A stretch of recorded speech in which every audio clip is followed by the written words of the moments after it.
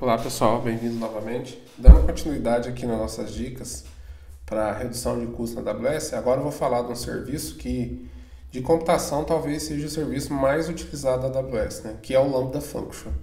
Então o Lambda Function eu já fiz um vídeo aqui no canal, vou deixar a descrição depois aqui, falando a respeito de algumas dicas, né, do próprio Lambda, isso já na parte de provisionamento, de codificação mesmo ali, para poder ter o melhor performance no Lambda e consequentemente reduzir custo e latência.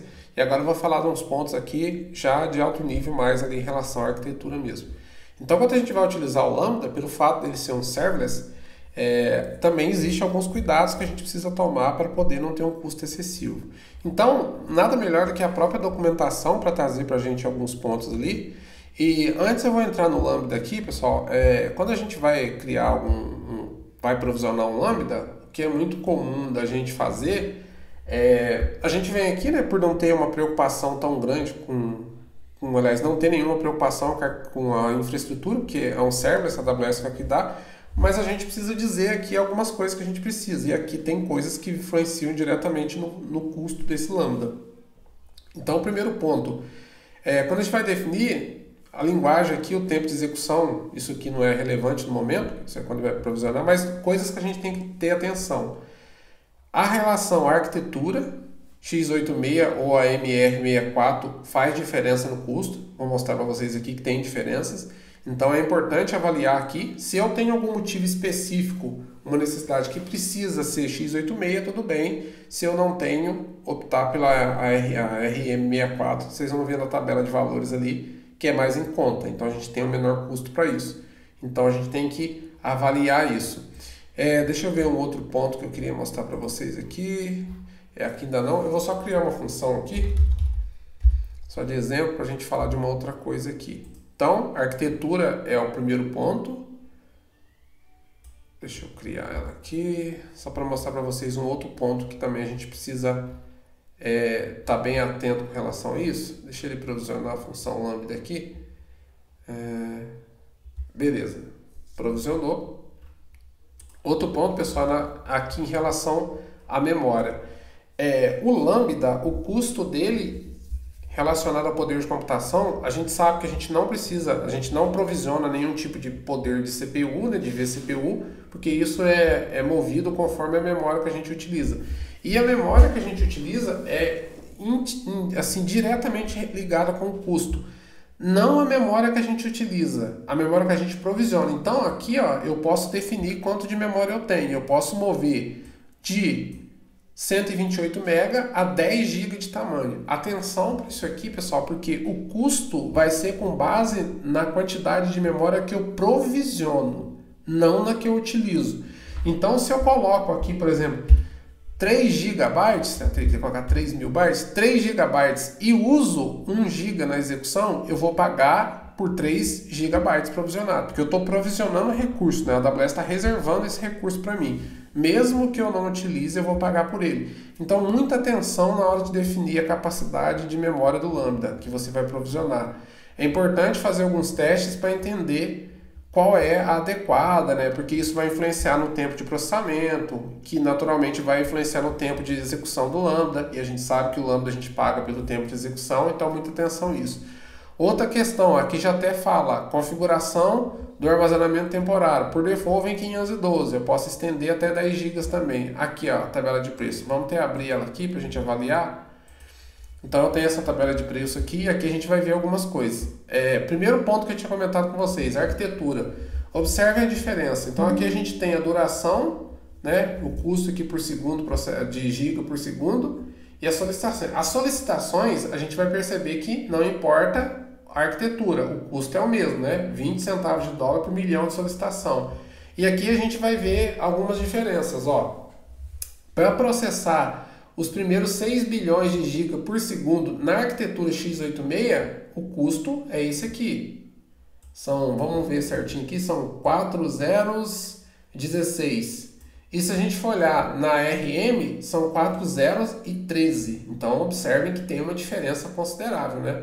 E quanto mais vai subindo aqui, vai baixando também. Mas aqui eu acho que tá... não, baixa um pouco mais. Por exemplo, aqui, ó, mais de 15 milhões, esse 0,3 aqui. E aqui, ó, mais 18,7 milhões já é o 0010. Então foi como eu comentei, avaliem qual é a arquitetura que vocês vão utilizar. Se vocês não têm uma necessidade específica por x86, optar pela RM vai custar menos. A gente está vendo aqui que tem uma diferença considerável, né? Então, se for uma lambda que processa muito, faz sentido. Outro ponto, como a gente paga por milhão de solicitação, é importante estruturar uma arquitetura para a execução do lambda que não fique chamando o lambda, fazendo invocações do lambda sem a necessidade. Se eu consigo agrupar processamento para trabalhar, sei lá, de repente um processamento em lote, alguma coisa que eu aproveite a execução do lambda, faz muito mais sentido. Por exemplo, o lambda consumindo uma fila SQS. Em vez do lambda ficar chamando uma invocação para cada mensagem, processa em lote, que a gente consegue puxar ali 10 mensagens, por exemplo, por vez. Evita chamadas excessivas para o SQS e evita a invocação do lambda sem necessidade. Então, claro, isso cabe à avaliação, mas é uma das formas de economizar. Outro ponto, como eu comentei, memória. Também preços diferentes. E aqui, claro, a gente tem que entender que cada região tem uma diferença de valor, mas vamos deixar a região por fora e vamos avaliar a capacidade de memória. E aqui, pessoal, o custo da duração depende da quantidade de memória alocada. Entenderam? Esse aqui foi um ponto que eu falei. Não é o custo de memória utilizada, e sim alocada. E aqui explica como é que a gente consegue mover isso, e aí vai aumentando. Mas aqui, ó, se eu uso 128 MB, olha o custo.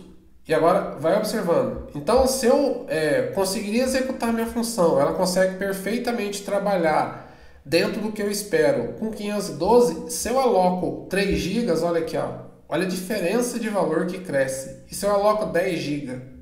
Então, se eu aloco aqui qualquer valor, por exemplo, aloquei 2 GB, olha o custo. E eu estou usando 512, olha quanto que eu estou pagando por quanto eu poderia estar pagando.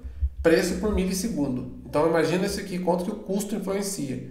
Então tem que tomar cuidado com isso e fazer a definição correta. E aqui no ARM, de novo, o custo da memória também é menor. Aqui, ó, a gente paga de final 17 e aqui a gente tem 21. Se a gente pegar 3 GB, final 500 e aqui 400. Ó. Então dá uma diferença considerável, ó, até no último aqui. Então avalie a arquitetura porque isso faz diferença. E o armazenamento temporário, como a gente falou, aqui, ó, por giga de espaço. Então, se a gente não precisa do armazenamento temporário além do necessário, evita provisionar. Ele põe 512. Então, só aumenta aquilo ali se realmente você precisar armazenar algo ali. Por exemplo, às vezes é uma chamada que você faz externo para outro serviço ou algum arquivo que o Lambda baixa e você não quer fazer download de novo, outro tipo de coisa. É uma possibilidade de trabalhar com armazenamento temporário, mas é uma questão de arquitetura mesmo. E aqui entra outras questões de provisionamento, simultaneidade provisionada para diminuir cold start, esse tipo de coisa. E de novo tem diferença de valores entre as duas arquiteturas, então fiquem atentos para isso. Aí também tem custo de snapshot. Aí isso aqui eu já não vou entrar tanto porque não é muito comum usar snapshot. Snapshot, ó, o snap start, aliás, desculpa. Ele é usado quando eu quero manter o Lambda com a inicialização mais rápida. Então, basicamente é isso. É como se ele congelasse o ambiente ali por um tempo e quando eu executo ele parte daquilo ali. Claro que isso aqui tem algumas coisas que tem que levar em consideração, né? Tem as explicações aqui, mas é um fator de preço também. E aqui tem outros valores, né? Transmissão de resposta, HTTP para o Lambda. Tudo isso tem que ser avaliado e entender se faz sentido. Mas os principais que a gente normalmente costuma fazer de cara são a questão da memória, arquitetura e armazenamento temporário. Então é importante levar em consideração.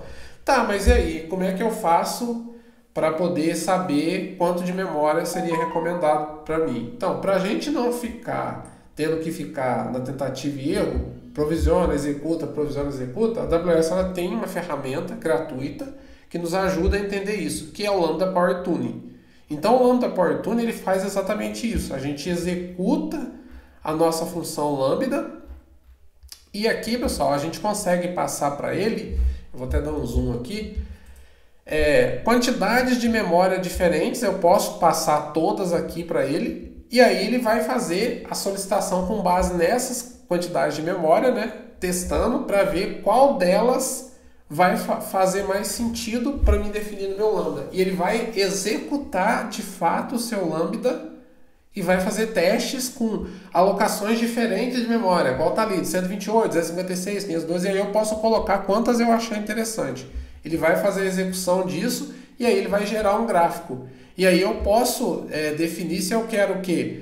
Poder de processamento, se eu quero mais velocidade, se eu quero menor custo. Então tem toda a estrutura aqui dizendo para mim como que eu posso fazer. Então aí ele vai considerar isso, as informações que a gente colocar aqui, e aí ele vai fazer a execução do Lambda e ele vai me dar um gráfico, que é exatamente esse aqui, ó.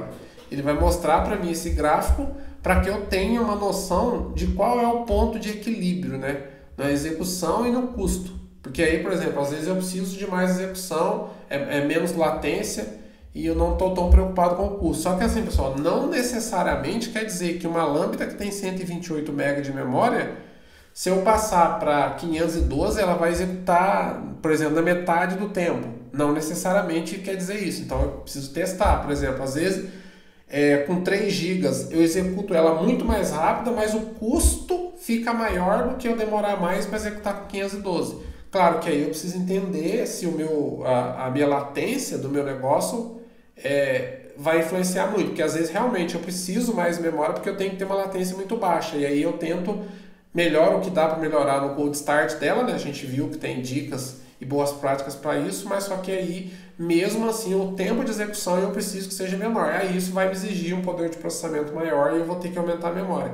Mas com relação ao custo, realmente faz sentido testar. E o Lambda Power Tuning é uma ferramenta que ajuda muito nisso. Eu consigo fazer esses testes, ó, e aqui a gente vê os pontos de equilíbrio, ó, tanto que ele sugeriu aqui já, ó. O balanceado com melhor custo seria 1536, né, megas de memória. E aí vocês podem configurar. Então, esse seria aqui a discussão com relação ao Lambda. Eu separei ele também, porque é um serviço que é muito utilizado. E além desses pontos aqui que eu citei, que são importantes a gente levar em consideração, tem aqueles outros que estão no vídeo que eu já gravei com relação às boas práticas no próprio desenvolvimento do Lambda. Então, isso aqui complementa aquilo lá.